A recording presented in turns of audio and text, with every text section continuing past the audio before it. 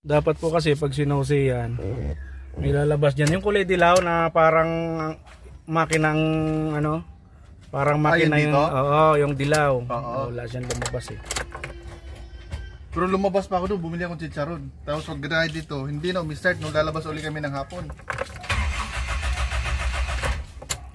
Walang ano yan, walang gana. Dapat mayroon troubleshoot natin. Pabaklas na po nito, patanggal na lang. Titingnan natin kung saan ang problema. Cranking lang po siya, wala siyang ano, wala siyang start, ayaw mi-start.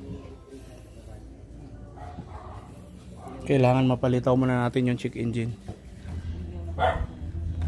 Ayun yung check engine, kailangan. Galit pa sa akin, babayad. Pag sinose mo, kailangan ano yan, nakasindi yung check engine. Ayan, okay. Sagad ka. Ito no? Yan yung sinasabi ko sa iyo. Na pag sinuse mo hindi sumindi yan, may problema, hindi aandar yan. Yung relay po niyan dito nakalagay. Sira po yung relay.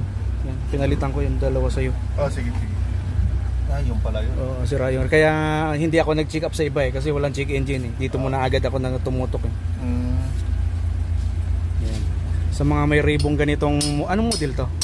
98? 98. Yan, pag nagkaroon ng problema at walang check engine, dito po tutungo kayo. Kasi madalas to nasira, relay lang talaga. Nagkaroon ng grounded, pumutok yung fuse, nag-grounded yung relay.